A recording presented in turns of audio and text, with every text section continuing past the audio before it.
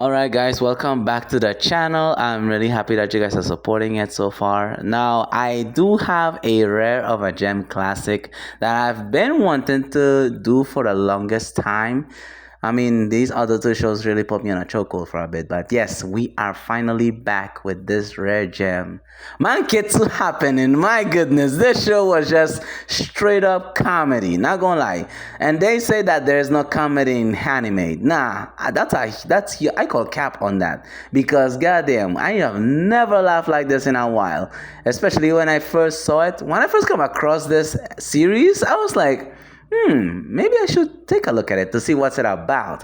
So when I saw the first episode, it was like kind of bland at the beginning because the whole introductions and all of that. But you see from episodes 2 through 4, it just becomes straight up comedy, especially due to the fact that it turned into like a whole harem. And for those who don't know what a harem is basically one guy having multiple women. Yeah, that's what a harem is. Especially when it comes to like certain cultures and religions where they do practice these things. But in certain cases, well, in most cases, it is better to have like love them equally, not just please one other over the other. There's no favoritism in this one. Everyone's getting treated equally. They getting physically. They're getting treated physically equally physically and also spiritually. Yes, they're being loved all the same. There is no I rather this one other than the other one. No, everyone is getting the love that they deserve equally. This one is no exception. So we started off with this guy, and not gonna lie, bro got fired on his day off. How the fuck did you get fired on your day off? I can't believe that shit. Yeah, real nigga for real. Because only niggas I know that get fired on their day off. That's wild. But yeah, he was talking about, damn, I really got fired on my day off. And then he gets a phone call, an unexpected phone call at that, from his former friend. I wouldn't say a former, but more like a very close friend of his that he hasn't spoken to in a while because, life's been busy. Life's been lifing lately. So, bro gets a phone call and he tells him, listen, I heard you got fired from your job on your day off, nigga, so you better get your ass up in the Freedom Manga Cafe. So he's like, what are you talking about? Nah, bro, you better calm down, get your ass down here, and get dressed. We're about to hire you, like literally. And he was like, I mean, he's trying to come up with some kind of excuse, and he's like, I don't say that shit, my nigga, you better get your ass down here.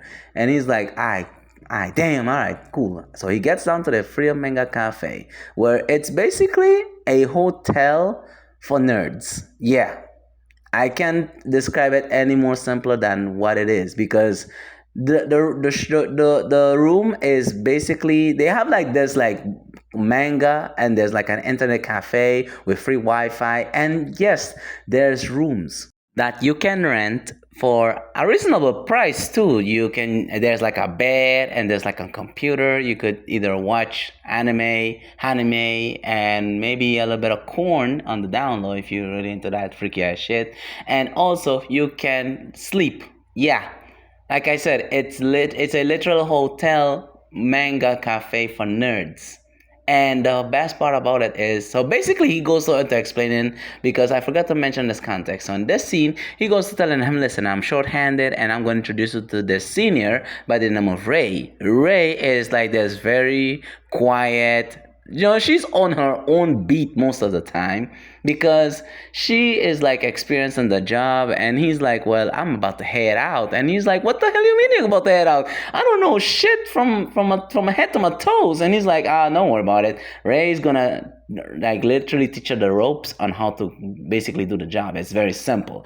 It doesn't take a rocket scientist to do this job. Even a monkey couldn't screw this up. And he's like, well, aren't you gonna stay? And he's like, nigga, fuck no. I just work a 12 whole ass hour shift. What the fuck do you mean? I gotta go to bed, my nigga. So he introduces him to Ray, and then Ray's like, trying to be all quiet and shit, she's the type of girl that will be so quiet and unpredictable, which is scary for me. And I'm an unpredictable person. So that is it for the first scene of the first episode. And I'm not gonna lie, Ray's kind of stacked. I ain't gonna lie, tell you, bro. And here's a fun fact about her. I'm not have to spoil it for you, for y'all. She can lactate. Yeah, she's suffering from. I'm not sure if my females can. Well, I'm not sure how many females actually subscribe to this channel, but if there's a slight like a 1% of y'all, can you guys explain how does that even happen? If you guys can tell me, if because from what I've heard, and there is some like allegedly there's some research studies that women can lactate without the necessity of being pregnant, because apparently there's some kind of like rare condition or a rare disorder. I'm not sure. If you guys, if your females can, educate me on that or enlighten me on that, that'd be greatly appreciated. But yeah, she can lactate without having the need of getting pregnant, because she apparently suffers from some kind of rare condition. I can't. They never really named it on the show. He just realizes that she can lactate. But anyways, we have another character in mind, and this one is a bit important. So we're gonna introduce to you the daughter of, well, basically the boss's daughter, the boss who runs the cafe, not the guy who our main character just hired. No, this one they're not gonna be around. That's obvious. That's a given.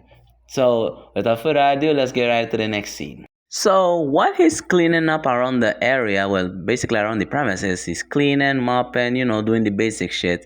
He gets surprised by this cute little girl, but I'm not gonna lie, I don't wanna, she's old enough apparently. She's like in almost 20 years old and that, but they always try to make these females look so damn young. Damn.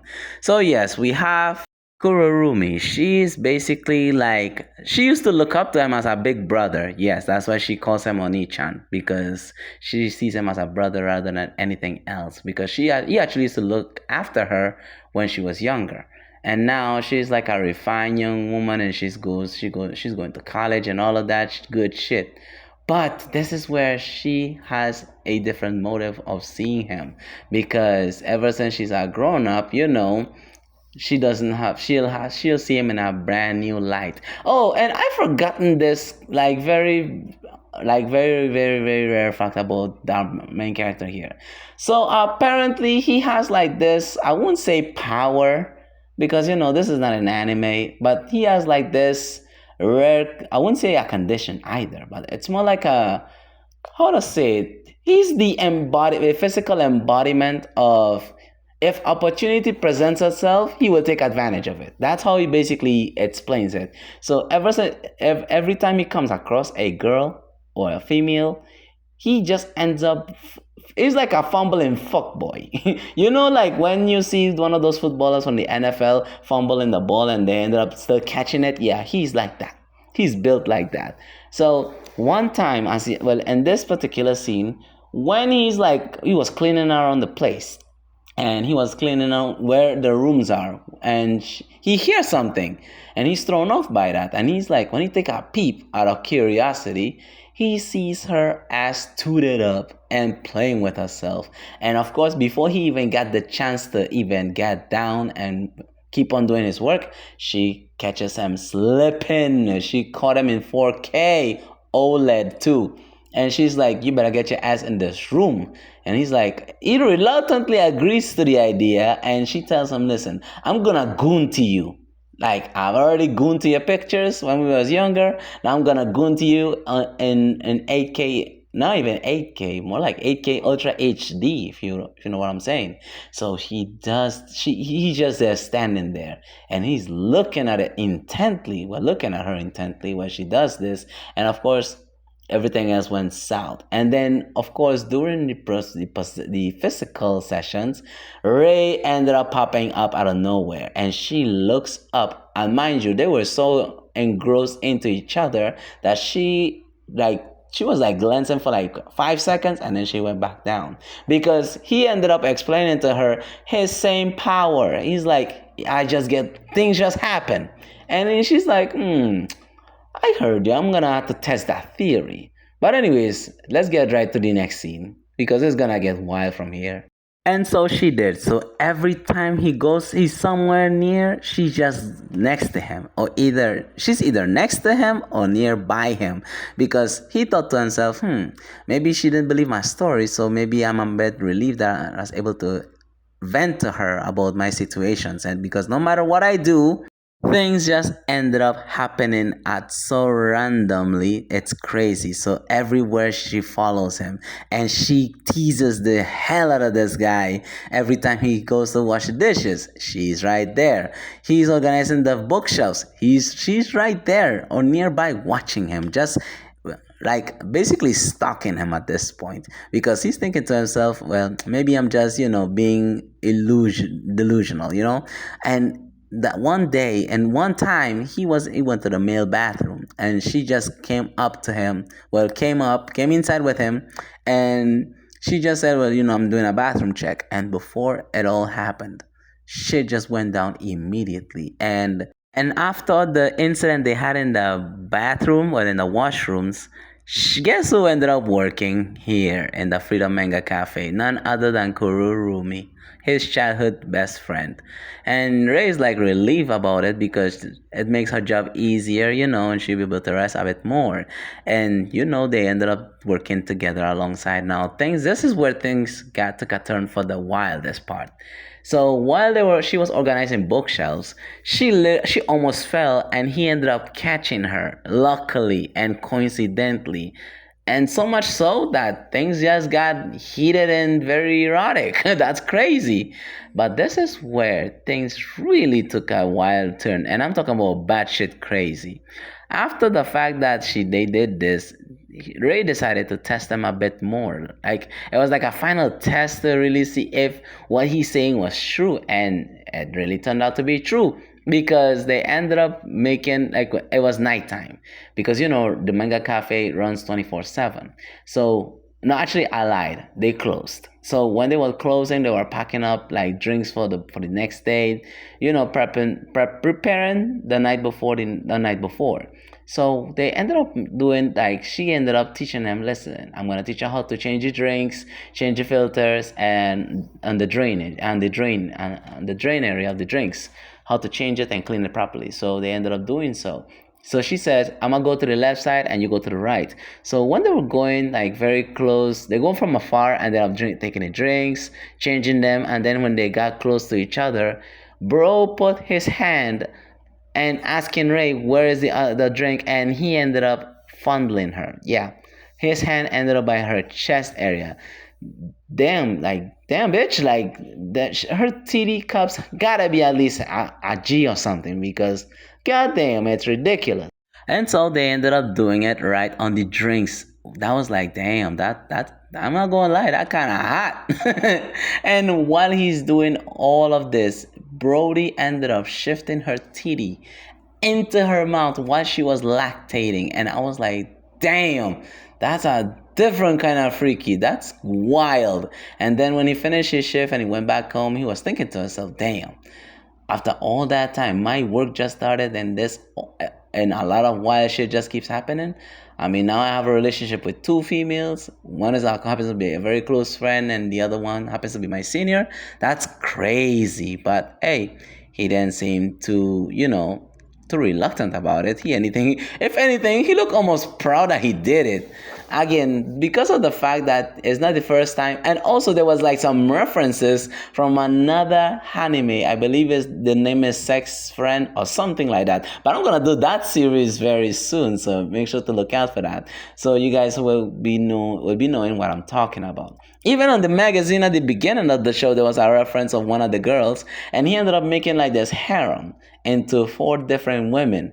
One happens to be a very close friend, and the other 3 were like very older women, and they were looking fine like wine too. But anyways, I think that is it for this first episode. Let me know what you guys think in the comments. I'm not gonna lie, it took me a really long while to make this, even this first episode. It wasn't easy, but it was definitely worth it. So anyways, let me know what you guys think in the comments in the section down below. What was your favorite episode? Because I am going to do this 4-part series, and then in my second to last video, I did made a 3 episode part series. I am gonna do the second part of the episode where the peak ugly fat bastard makes the appearance. So make sure you guys look out for that. I might do it after this 4 part series, but I've been getting some recommendations, so I might actually have to focus afterwards, because I was going through my comment section and this guy just gave me like a list, almost a damn catalog of series to watch. And some of the series I did recognize, and some of them I may need to, need a refresher. But again, thank you all so much for supporting the channel. We're almost at 800 subs. Make sure I'll be releasing this banger either tomorrow or Saturday morning, depending on the time that I'm busy, because I will be busy this weekend. So I want to upload at least the second episode by either tomorrow or by Saturday. So you guys will be entertained during the weekend. And happy 4th of July, everyone. And make sure to hit that notification bell so you guys will know when I'm uploading. So have a happy 4th of July, guys, and enjoy your long holiday weekend. Until then, peace out.